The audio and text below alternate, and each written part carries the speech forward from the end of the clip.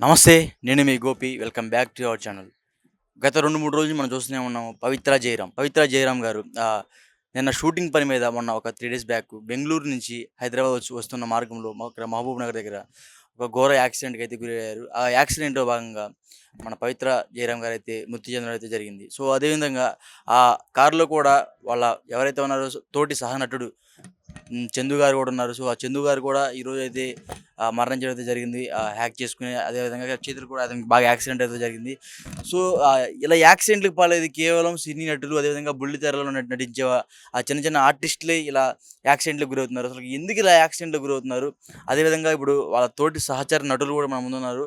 పక్కనే ఉన్న స్టూడియోలో ఉన్నారు. మన ఇప్పుడు వాళ్ళ ఇప్పుడు 'త్రినేత్ర' అనే సీరియల్ అయితే ఏదైతే ఉందో వాళ్ళ తోటి సహనటులైతే చాలామందున్నారు. సో, వాళ్ళతో కూడా కొంచెంసేపు ఆగి మనం మాట్లాడే ప్రయత్నం చేద్దాం. ఇప్పుడు మనం ఒక స్టూడియోలో ఉన్నాము. ఆ స్టూడియోలో వాళ్ళతో అంటే వాళ్ళతో పని చేసిన కొంతమంది ఎవరైతే ఉన్నారో ఆర్టిస్టులు వాళ్ళు కూడా మన పక్కనే ఉన్నారు. వాళ్ళతో ఎళ్లి కూడా మాట్లాడే ప్రయత్నం చేద్దాం. సో, అదేవిధంగా ఆహ్, ఆహ్, 'పవిత్ర జయరాం' మీద కొంచెం బాగా ప్రేమ ఎక్కువ ఉండడం వల్ల సో, చందు గారైతే ఆమె మీద ఇట్లనే ఆశలు ఎక్కువ పెంచుకొని మైండ్ డిప్రెషన్‌లోకెళ్ళి ఆయనైతే హ్యాక్ చేసుకోవడం అయితే జరిగింది. గత 2 రోజుల నుంచి ఇదే తెలుగు రాష్ట్రాల్లో, అదేవిధంగా కర్ణాటక రాష్ట్రాల్లో ఒక సెన్సేషన్ అని చెప్పుకోవచ్చు. సో, మనకిప్పుడు ఆహ్, ఎవరైతే ఉన్నారో మన తోటి సహనటులు, సో, వాళ్ళు కూడా ఉన్నారు. వాళ్ళతో కూడా మాట్లాడే ప్రయత్నం చేద్దాం. మరీ ఘోర యాక్సిడెంట్ అతను కూడా యాక్సిడెంట్ అయినా సరే, అతనికి చేతికి బాగా కట్ అయినా సరే, చేతికి కట్ అయింది. ఇక్కడ హెడ్‌కి కూడా కొంచెం ఫ్రాక్చర్ అయింది. అతను కూడా కొంచెం డిప్రెషన్‌గా గురయిపోయారని చెప్తున్నారు. సో, దీని గురించి వాళ్ళ తోటి సహనటులున్నారు. అతనికి ఆ రోజు ఎందుకు ధైర్యం చెప్పలేకపోయారా? లేకపోతే అతనికి ఒకసారి ఫోన్ చేసి ఎందుకు మాట్లాడలేకపోయారు? సో, అతనికేమన్నా బూస్టింగ్ ఇచ్చి అంటే కొంచెం ధైర్యంగా "ఏం కాదులే, ఏం కాదులే" అని ఆయన మోటివేషన్ అని ఇవ్వడానికి అతనికి దగ్గరికైతే ఎవరు రాలేదని చెప్తున్నారు. సో, వాళ్ళ భార్య కూడా నిన్న మాట్లాడడం జరుగుతుంది. ఆహ్, హ్మ్. మా భర్త ఆల్రెడీ పవిత్ర జయరామ్ గారితో ఎప్పటినుంచో రిలేషన్స్‌లో ఉన్నారు. మా ఫ్యామిలీ మొత్తం వదిలిపెట్టి వెళ్ళిపోయారు. అంటే నాకు పవిత్ర జయరామ్ గారికి మా భర్తకున్న రిలేషను నాకెప్పుడో తెలుసు. సో, అందుకని అప్పటి నుంచి దూరం పెట్టాము. నా భర్త ఎక్కడున్నా పర్లేదు హ్యాపీగా ఉండాలని చంద్రశేఖర్ గారిని ఇప్పుడు ఎవరైతే ఉన్నారో వాళ్ళ భార్య అయితే కోరుకుంది. సో, అదే విధంగా మంచిగానే ఉన్నారు. సడెన్‌గా యాక్సిడెంట్ అయింది. ఆ యాక్సిడెంట్ అయితే పవిత్ర జయరామ్ గారు చనిపోయారు. నిన్నైతే చంద్రశేఖర్ గారైతే హ్యాక్ చేసుకొని చనిపోయారు. సో, వాళ్ళ భార్య ఏమంటున్నారంటే మమ్మల్ని అయితే అన్యాయం చేసి ఎళ్ళిపోయారు. నాకైతే ఒక చిన్న బాబు, ఒక చిన్న కూతురున్నారు. సో, వాళ్ళ పిల్లలకి అన్యాయం చేసి పోయాడని చెప్తున్నారు. సో, మా ఇద్దరికి ఎప్పటినుంచో గొడవలున్నాయి. అయినా సరే ఏమన్నా నేనేమన్నా మా భర్తకి చెప్పాలనుకుంటే మా పిల్లల ద్వారా కన్వే చేస్తా అని చెప్తున్నారు. సో, ఆమె కూడా చాలా దుఃఖంతో చాలా లోన్‌లీనెస్‌తో చాలా బాధపడుతున్నారు. సో, అదే విధంగా వాళ్ళ చుట్టుపక్కల ఇళ్ళ దగ్గర కూడా వెళ్ళాము. అందరూ కూడా చాలా మంచి వ్యక్తులని చెప్తున్నారు. సో, అదే విధంగా అందరూ ఫీడ్ అయితే మనం తీసుకున్నామో, అదే క్రమంలో ఇక్కడ మనకి తోటి సహనటులు ఎవరైతే ఉన్నారో వాళ్ళు కూడా మన ముందున్నారు. ఇక మనం వచ్చేసరికి స్టూడియోలో ఉన్నాము. ఎవరైతే వాళ్ళతో కలిసి నటించారో వాళ్ళ దగ్గర ఉన్నాము. సో, వాళ్ళతో కూడా మనం మాట్లాడే ప్రయత్నం చేద్దాం. రండి. సో, చూసాం కదా! వాళ్ళతో కలిసి నటించిన ఎవరైతే ఉన్నారో మన దగ్గర వాళ్ళ ఆర్టిస్టులు కూడా ఉన్నారు. మేడం నమస్తే మేడం. నమస్తే. మనం చూసాం కదా మేడం ఇప్పుడు పవిత్ర గారైతే కార్ యాక్సిడెంట్‌లో చనిపోయారు. సో, అప్పుడు ఆమెతో మీకు ఎలా సంబంధం ఉంది నాకు మేడం? ఆవిడ పరిచయం లేరండి. హ్మ్. సో, వాళ్ళ సీరియల్స్ చూస్తా ఉంటారా మేడం మీరు? లేదండి, మాకు మా సీరియల్స్ చూసే టైమే ఉండదండి. హ్మ్. హ్మ్. మేడం మనం చూస్తా ఉన్నాం చాలా రోజుల నుంచి మీ సీరియల్ ఆర్టిస్ట్‌లు గాని, లేదా బుల్లితెరల ఆర్టిస్ట్‌ల నుంచి గాని, లేపోతే కొంచెం పెద్ద పెద్ద స్టార్స్‌లో గూడా ఇలాగ సడెన్‌గా యాక్సిడెంట్లు గాని, హ్యాక్ చేసుకోవడం గాని, మరీ ఇంత ఎక్కువ జరుగుతుంది మీ ఇండస్ట్రీలో. సో, ఎలా చూస్తారు? ఇది ఒక్క చోట జరుగుతుందని అనుకోనండి. ఎందుకంటే మేము స్క్రీన్ మీద అందరికీ కనపడుతూ ఉంటాం కాబట్టి, హ్మ్.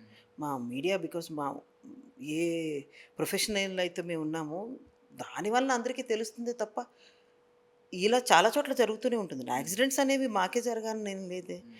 అండ్ ఎమోషనల్ డిస్టర్బెన్స్‌లో సూసైడ్ చేసుకోవడం అనేది ప్రతి చోట జరుగుతదండి. హ్మ్.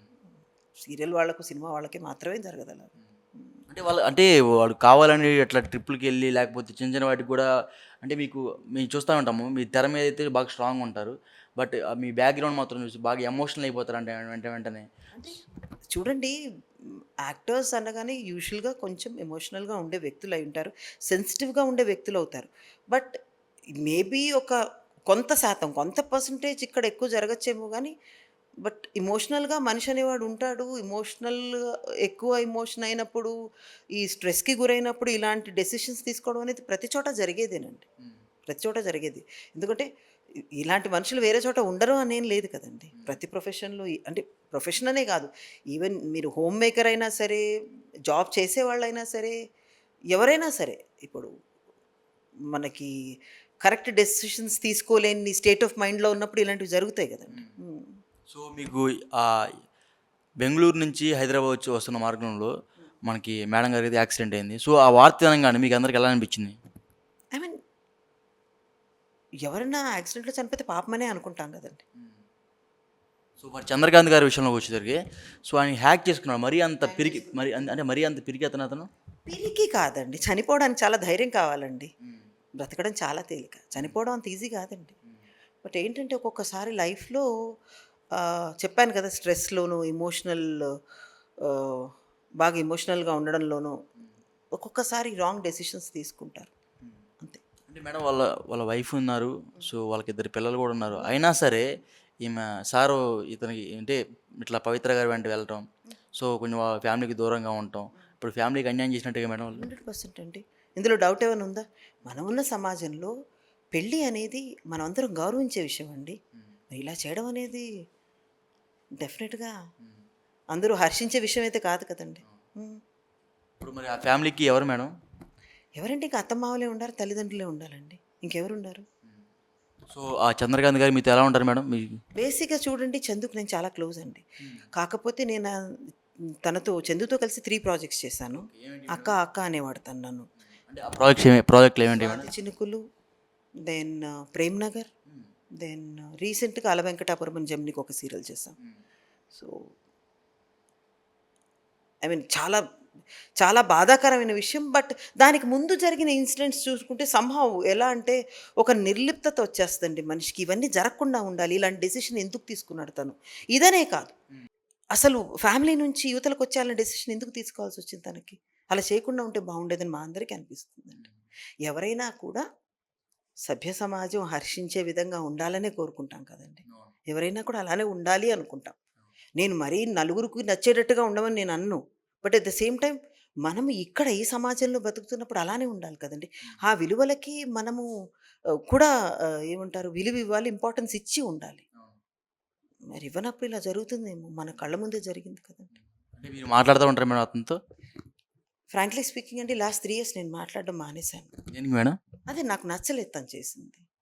సో, అంటే నేను కొంచెం పవిత్ర దూరంగా గారితో కలిసి ఉండటం నచ్చలేదు. తన ఫ్యామిలీని వదిలేసి ఇలా అటు ఇటు వెళ్ళిపోవడం నచ్చలేదు. నేను ఆవిడ పేరు ఎత్తడం నాకిష్టం లేదు. సో, చనిపోయిన వాళ్ళని తను పక్కన పెడితే. బేసిక్‌గా ఈ ఫ్యామిలీని వదిలేసి ఇలా ఇటువైపుగా రావడం నాకు నచ్చలేదు. ఒకటి వాళ్ళ బాబు పుట్టినప్పుడు కూడా మేము యాక్చువల్లీ లొకేషన్‌లో సెలబ్రేట్ కూడా చేసుకున్నామండి.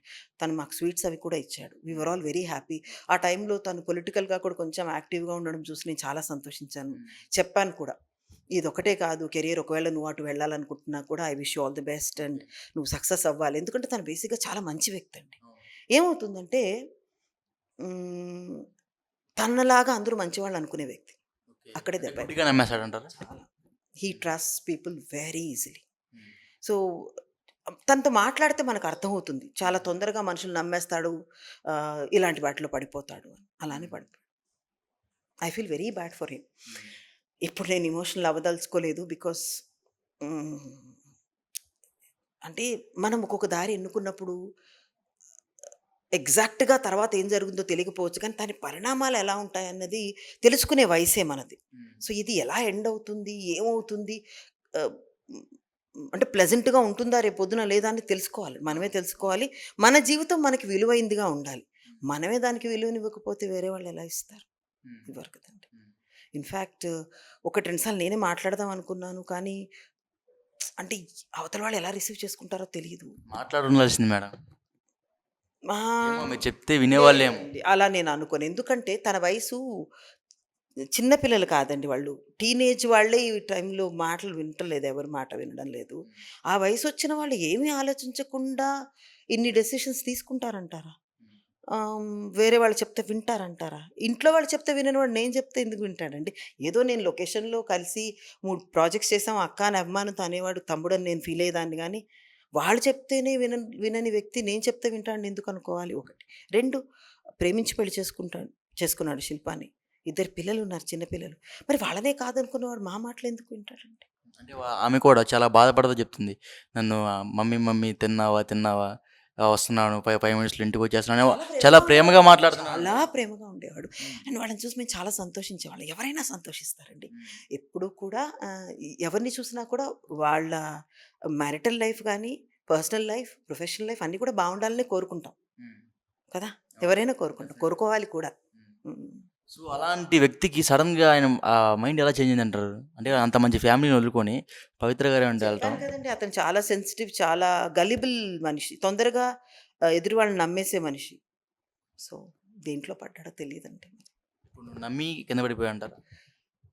ఇప్పుడు అంత ఇన్నోసెంట్ వ్యక్తి అంటే ఇన్నోసెంట్ అని కూడా అనలేం. ఎందుకంటే ఆ వయసుకి మంచి చెడు తెలియకుండా ఉండదు. కానీ ఒక్కొక్కసారి ప్రాబబ్లీ ఆహ్, ఇది బాగుంది అనుకుని వెళ్ళిపోవచ్చేమో. అంటే కొన్ని అట్రాక్షన్స్ ఉంటాయి. ఆహ్, అవి ప్రతి మనిషి కూడా వాళ్ళ ప్రొఫెషనల్ లైఫ్‌లో అప్పుడో ఇప్పుడో ఫేస్ చేసేవే. కానీ ఒక్క క్షణం ఆగి ఆలోచిస్తే బావుంటుంది. మనకు శాశ్వతం ఏది?